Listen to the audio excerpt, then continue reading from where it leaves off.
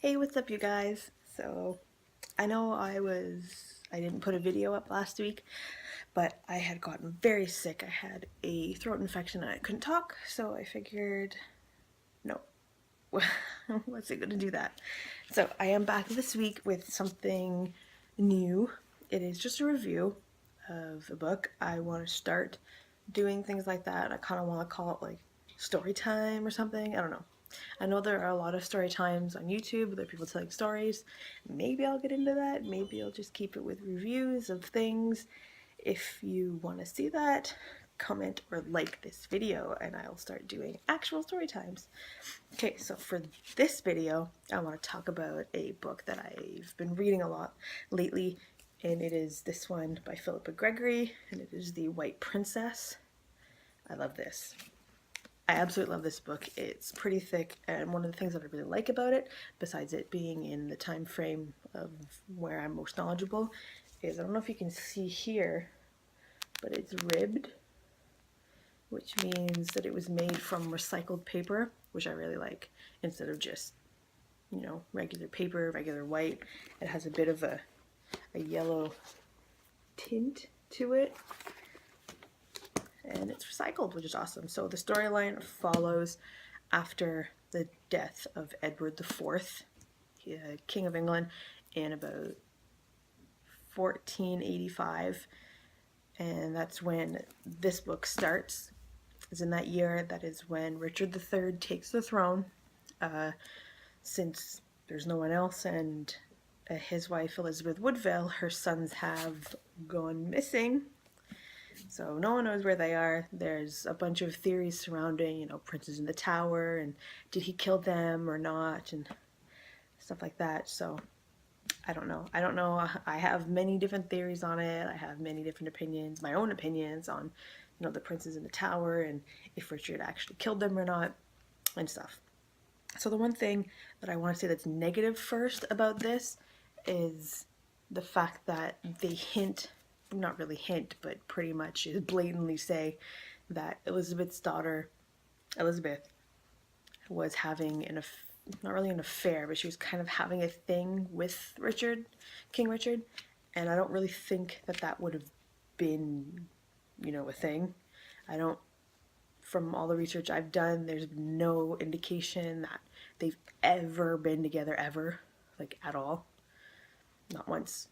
So I'm not really sure why this book pretty much really just straight up states that they've been together, they've slept together, and they've done all of this stuff.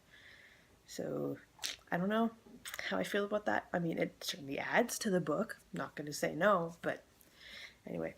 So it pretty much follows Edward IV and Elizabeth Woodville's first daughter, Elizabeth of York, where she has to be reinstated in her title by Henry VII, who now won at the Battle of Bosworth against Richard III, who was killed at said battle. So initially, she wants nothing to do with this, not at all. She's so against this, but thanks to Richard, everyone was like declared bastards and all this stuff, and they weren't legitimate and blah blah blah and stuff like that. So she has her title reinstated and all of this good stuff. So it pretty much centers around Elizabeth and how she feels about England changing and the change of the monarchy and the start of the Tudor dynasty ever since Henry VII won at the Battle of Bosworth. He became king, and I'm sure everyone knows about him. So yeah, it's actually pretty good. I really recommend it because right now I'm only about halfway through the book. I know I'm using a tissue paper as my bookmark, kind of ratchet, but you know what, whatever. So as long as it works, I don't care. And the funny thing is, I actually collect, like side note, I actually collect bookmarks and I never use them. Don't know why. I find other things than to use like my bookmarks. But anyway, I digress. And I really do like the book. It's written very eloquently. It's like something about Philippa Gregory, the author, just pulls you in. I love it. It's the best. There's a show, The White Queen, based on the novel, the predecessor to this book, where it actually follows her mother and, her trials and tribulations through all the battles and the Cousins' War and all that stuff. So, uh, another thing I like about this book is how the backstory, like the love between Elizabeth of York and Henry VII is like a backstory to like what's really going on, like the uprisings, the people, the politics, and you know all that other stuff. Everyone else's marriages, and having to produce heirs with a man that she's like, I don't like you, and a bunch of stuff like that. So that I find really interesting, how that takes pretty much precedence over how and when she starts to fall in love with Henry VII, which is still pretty cool in its own right. That is still pretty good. And another thing that I really like about her writing style is the detail. I can't even describe it right, but there's detail, and then there's like token detail where it like describes a leaf for like 7 pages. I'm not throwing shade. I've read the books. I own them. I love them. But there's a difference between authors who use detail to describe things. There's like, little detail like the leaf is green, and then there's like kind of medium detail where you'll kind of describe someone's face and how they look. And then there's super in-depth detail where like what the crevice of a rock face looks like, and then what the surrounding forest looks like, and all that jazz. But Philippa Gregory seems to be kind of like right in that middle, which is like one of my favorite happy medium places to like really be. And so the amount of detail in this book really captivates you. Like, it's not going into too much detail, but she will describe the color of the gown and the fabric, and that just takes like your mind, and you make your own assumption of what it looks like when you have like these bases of things. And I think that makes it better, because I don't know if anyone else does this, but when I read books, I like play it as a movie in my head. Because like I've seen what Elizabeth of York looks like, and I've seen what Henry VII looks like, so I have their faces like in my brain. And then when I read the book, I kind of play it like a movie. I don't know if anyone else does that. If you do, post in the comments and tell me what your favorite book is.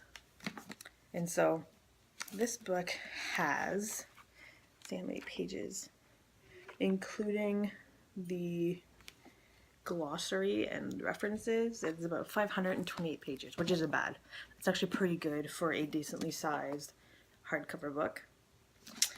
And if anyone knows me, this type of book is my favorite. It's absolutely the best.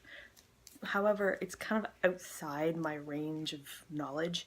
My range is about, I'd say, 15-ish.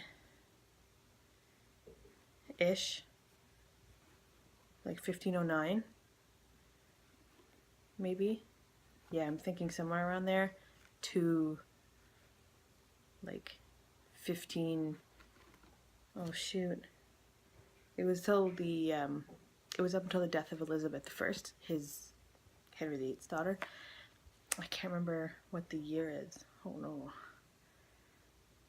Shucks. Anyway, so that's pretty much like my knowledge base, and my self-taught expertise is pretty much the Tudor era, starting with Henry VIII and ending at pretty much Elizabeth I. Like, it's a couple hundred years ish, but I'm trying to branch out of that, and I figured reading the Cousins' War would be a pretty good way to go, considering it's about York versus Lancaster and all that good stuff. And it really is interesting to me. I don't know about anyone else, but I have this like love for England and their history. It's like super bloody, and like sabotage is everywhere, and it's great. It's fantastic. So I decided that it would be good to read these. They're not like, they are and aren't factually correct, where she does a lot of research, the author Philippa Gregory, into putting in correct facts and events and sequences into her books, but at the same time, like, they are kind of fantastical, which is pretty good. So like I'd read these and then go online and Google search, Wikipedia, which is, you know, not really reliable, but I search everything I can. I get books that are less fantastical and less like this, and more along the lines of like pure research and less of like a story, if you know what I mean. Anyway, though I really highly suggest the Cousins War novels, the whole series, for anyone to read if you are really interested. I really suggest it. So far, there's 6 books in the series. I haven't read them all. I've read maybe 3 out of like the 5 or 6. So there are some that I still need to find. And I am really excited to do that, and I'll probably be back with those story times for those in, I don't know, probably a while once I find them. We'll see. So let's see, how do I rate this book? Do we want to be normal and go 1 out of 10, or like, ooh, I know, let's go 1 out of 10 scepters, because scepter. So I give it like friggin' 9.5, 10 scepters, because I don't know, I may be biased, but we'll see. If anyone else wants to read this book, I picked it up at Value Village, which is where most of my books come from, so we'll see. Anyway, that was it for this story time, and if anyone has any questions about anything or any other books you want me to read or stuff like that, to do story time on those, just leave comments below, and I will see you all in my next video. Bye!